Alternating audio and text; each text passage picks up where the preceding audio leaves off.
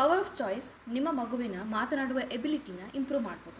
ಸಣ್ಣ ಚೇಂಜಿಂದ ನಿಮ್ಮ ಮಗು ಮಾತನಾಡಲು ಸ್ಟಾರ್ಟ್ ಮಾಡ್ಬೋದು. ಸ್ನ್ಯಾಕ್ ಟೈಮಲ್ಲಿ ನೀವೇ ಆ್ಯಪಲ್ ಕೊಡ್ತೀರಾ, ಊಟದ ಟೈಮಲ್ಲಿ ತಟ್ಟೆ, ಊಟ, ಸ್ಪೂನ್ ನೀವೇ ಕೊಡ್ತೀರಾ ಅಥವಾ ತಿನ್ನಿಸ್ತೀರಾ. ಮಗು ಆಟಾಡಬೇಕಾದಾಗ ಯಾವುದಾದ್ರೂ ಟಾಯ್ನ ನೋಡಿದ್ರೆ ಕೇಳೋಕ್ಕಿಂತ ಮುಂಚೆ ನೀವೇ ತೊಗೊಂಡೋಗಿ ಕೊಡ್ತೀರಿ. 0 ವರ್ಡ್ಸ್ ನೀಡೆಡ್, 0 ವರ್ಡ್ಸ್ ಯೂಸ್ಡ್. ಇದರಿಂದ ಮಗು ಕಮ್ಯುನಿಕೇಟ್ ಅಥವಾ ಮಾತನಾಡುವ ಒಂದು ಮೋಟಿವೇಶನೇ ಇರಲ್ಲ. ಯಾಕಂದರೆ ನೀವು ಮೈಂಡ್ ರೀಡರ್ಸ್ ಆಗಿದ್ದೀರಾ. ಮಗುಗೆ ಏನು ಬೇಕು ಅನ್ನೋದನ್ನು ಅವ್ರು ಕೇಳೋಕ್ಕಿಂತ ಮುಂಚೆನೇ ನೀವು ಅವ್ರಿಗೆ ಕೊಡ್ತಾ ಇದ್ದೀರಾ.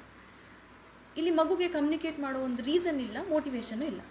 ಇದು ಲವ್ ಆ್ಯಂಡ್ ಕೇರ್ ಆಗಿರ್ಬೋದು, ಬಟ್ ಆದರೆ ಇದು ಲ್ಯಾಂಗ್ವೇಜ್ನ ಲಿಮಿಟಿಂಗ್ ಮಾಡುವ ಒಂದು ಫ್ಯಾಕ್ಟರ್ ಸಹ ಆಗುತ್ತೆ. ಫಸ್ಟ್ ಚಾಯ್ಸ್ ಯೂಸ್ ಮಾಡೋದು fastest way to build communication ಹಾಗೂ natural way to motivate communication. ಇದನ್ನು ದಿನಕ್ಕೆ 20 ಸತಿ ಆದರೂ ಮಾಡಬೇಕು. ಫಸ್ಟ್ ಚಾಯ್ಸ್ನ ಹೇಗೆ ಉಪಯೋಗಿಸೋದು? ಮಗುವಿಗೆ ಇಷ್ಟವಾಗಿರೋ 2 ಆಬ್ಜೆಕ್ಟ್ಸ್ನ ತಗೊಳ್ಳಿ. ಉದಾಹರಣೆಗೆ green tea shirt, blue T shirt. ಮಗುವಿಗೆ ಚೂಸ್ ಮಾಡಲು 5 ಸೆಕೆಂಡ್ಸ್ ಟೈಮ್ ಕೊಡಿ.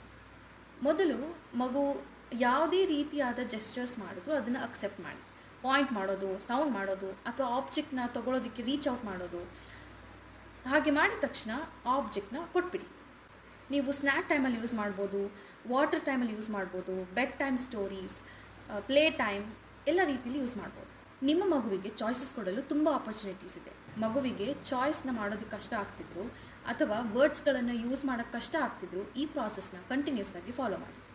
ಚಾಯ್ಸಸ್ ಅಂತ ಕಮೆಂಟ್ ಮಾಡಿ. ನಾವು ನಿಮಗೆ ಮನೆಯಲ್ಲೇ ಯೂಸ್ ಮಾಡಬಹುದಾದ 100ಕ್ಕಿಂತ ಹೆಚ್ಚು ಚಾಯ್ಸಸ್ ಇರುವ ಡಾಕ್ಯುಮೆಂಟ್ನ ಶೇರ್ ಮಾಡ್ತೀವಿ. ಹೆಚ್ಚಿನ ಸ್ಪೀಚ್ ಥೆರಪಿ ಟಿಪ್ಸ್ಗಾಗಿ ನಮ್ಮನ್ನು ಫಾಲೋ ಮಾಡಿ.